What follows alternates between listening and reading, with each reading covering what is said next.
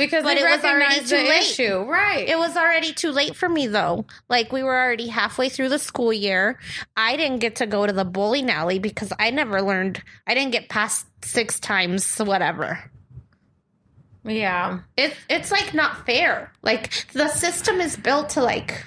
It's against everybody. And so, like, the letter that I was writing, it actually turned into, like, we need this face on the library, because when I was a little kid, the only thing I had access to in the summertime was books from the library, because it was free. They're free. It was literally fucking free. Yeah. I didn't need to pay for it. And so that's all I could do, because... You know, I didn't go to summer camp. I didn't go to vacations. I didn't even get to go to the public pool because it was too expensive. Everything for you as a child in the poor communities is cut off. You don't get any of that. You know, the pool... My ass was at home babysitting because my mom also couldn't afford childcare for my little sister. Right. And I babysat all the neighborhood kids. And I worked for Chump Change and read books all summer because there's nothing the fuck else for me to do. So you know that the library is sitting next to that pool? Yeah. That pool was segregated.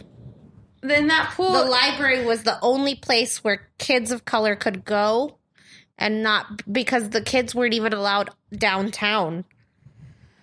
Downtown was also a segregated space. And they don't see this as a problem because they think, oh, well, we give you that one day of the calendar to appreciate your culture. But the rest of the days, the other 364 days, are spent... rejecting our culture and having to assimilate to yours. Mm-hmm. So please let us be present so that you don't have to dedicate one day, because it's built in there, just like yours is. You know what? Something that I learned that was super duper valuable to me was that American culture is not white culture. It's not.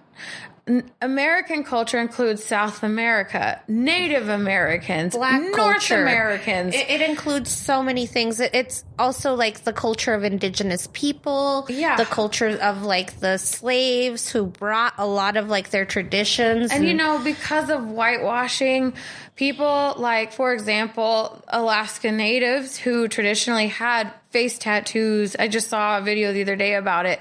If you have them, you're considered less than.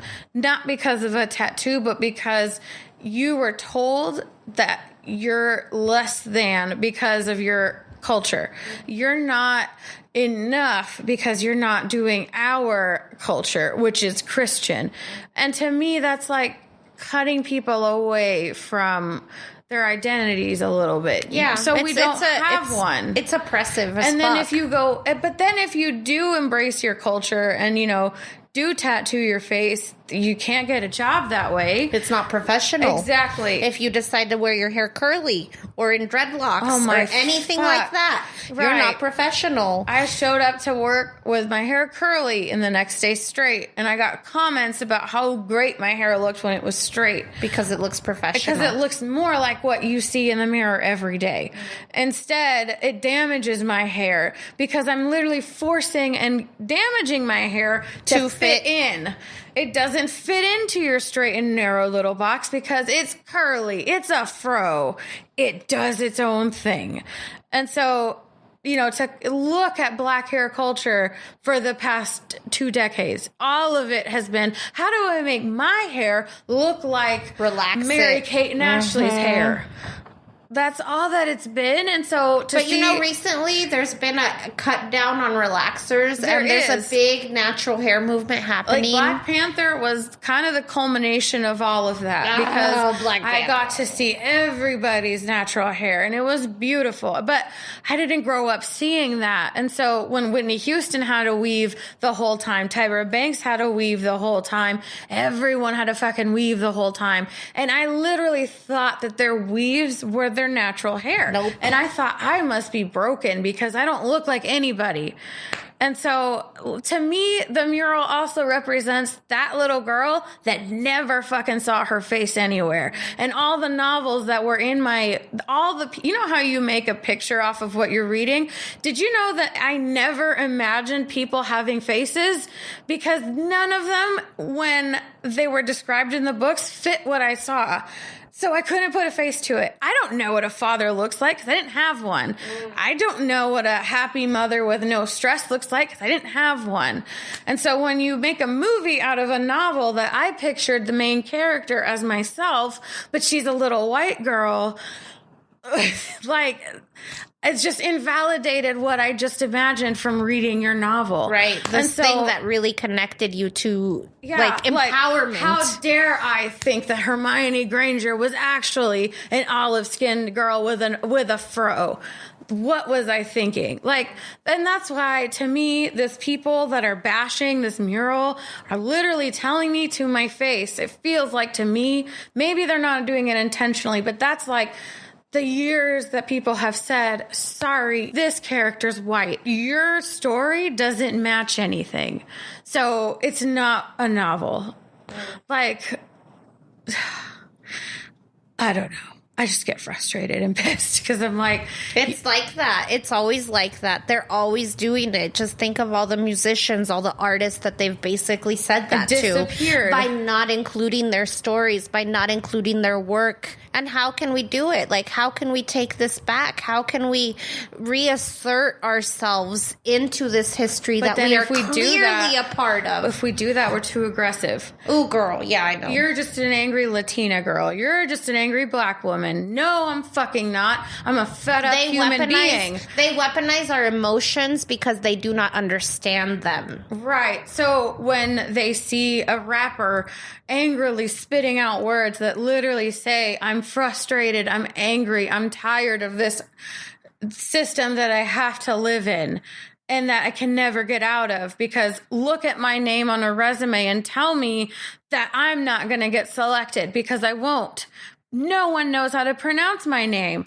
So I stand out in the worst way. I stand out because I'm not Emma or Ashley or shit they can pronounce. They don't identify with me. So I don't know how many times I've not been selected based on not enough experience. I'm like, no, it's fucking not. I bet you it's because you can't pronounce my name. And I bet you after this stellar interview where I laid down my knowledge for you, which I've literally heard this feedback, your interview was top notch. Unfortunately, you don't have enough experience. I'm like, okay, so my 2 degrees, my years of work here, my volunteered hours, my time spent off the clock isn't enough, is what you're telling me. That's bullshit. It's just an excuse. It is. It's an excuse so that they can push you aside and make room for the candidate that they actually wanted. Who was my same age, so they can't claim ageism. Who was my same number of years of tenure, so they can't claim that I'm not experienced enough. We literally started the same fucking day. And then it's just, and he has no formal education. Right. So I'm like, your argument is not valid because he's also, let's just be real, culturally insensitive and kind of sexist. Yes. But if I say that, oh, you're fucked up. You're the one. Yeah, Mm-hmm. I need to go home and reevaluate my sense of teamwork. I'm like, there is no teamwork. No one wants to work with me. Right. No one's picking me for their team because they see me as an outcast, because this is what society has done to us as women of color. Exactly. It sucks. It really does suck. And to have to explain that to somebody who is my boss, because my previous boss was a woman of color, she could not give me an answer. Was she older? No. Well, yeah, but she's like, I look at you and I just see myself. I'm like, of course you fucking do. Because you know what's behind all this. You just don't want to admit it.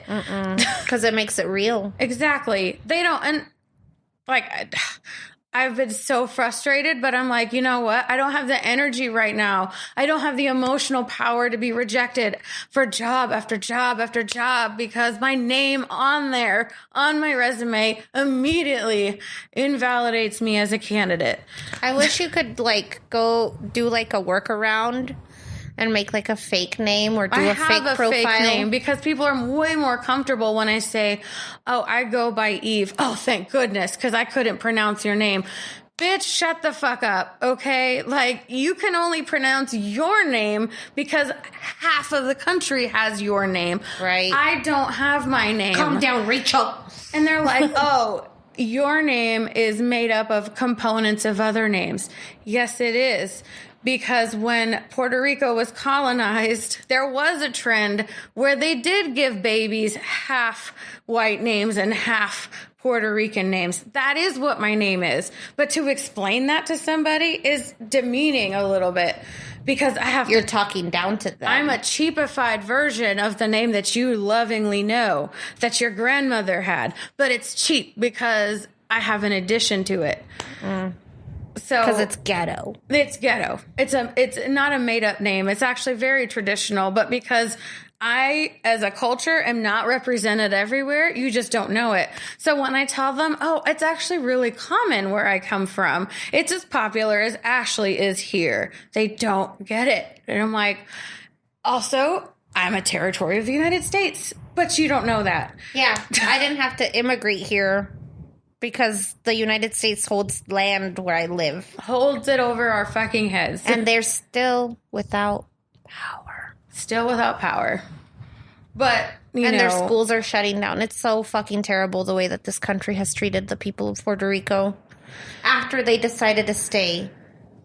And continue to pay taxes and continue to, like, ship our kids off. We still, like, Puerto Ricans still contribute to this culture. And because our native peoples, who no longer exist, by the way, Not at in all, yeah. due to genocide and forced procreation with other races, which I won't get into right now, but our people as a culture in the Caribbean are trusting and happy and kind and willing to help a neighbor out. But that's been like, why can't I remember words lately? But that's been like taken advantage of. Oh yeah, it's definitely. And somebody went on vacation, by the way. One of my coworkers went on vacation to the Dominican Republic. And I was like, oh, cool.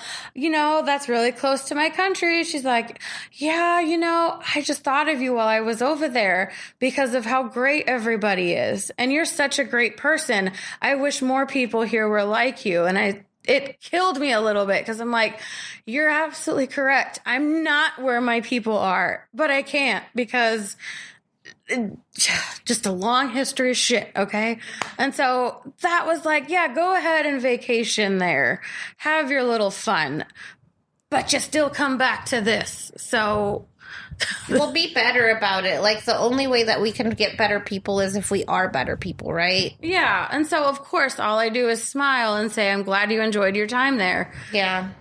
I think we should all just try to be good neighbors. Yeah, because if I'm angry and actually say what's on my mind, that's not being a good neighbor because it's not her fault that this has happened.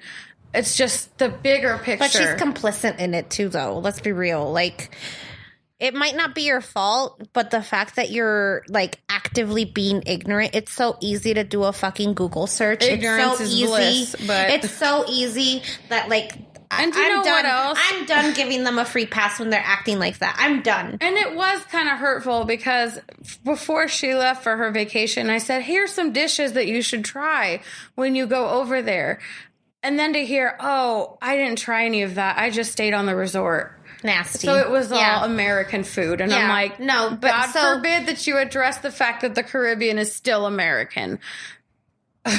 Like, God forbid, for sure. Oh man. And I was like, oh, like I was salivating because I'm like, man, it was everywhere. But yeah, we'll way over the line on time. But we're real upset, and we just hope that we can gather our enough thoughts somewhere. Well, no, I hope we can gather enough energy to create a positive impact and really get representation of people of color out there, because for sure, because if we can be represented, I think it can help humanize us. And I'm really proud of the work that you guys do and what Even I do at work, because we're all trying. women of color are all working. Women of color. We all represent each other, and we always have to be on our best behavior. We always have to swallow our actual thoughts and emotions and be respectful, because if we're not, then we're not being neighborly. And so it's not to say that we're actually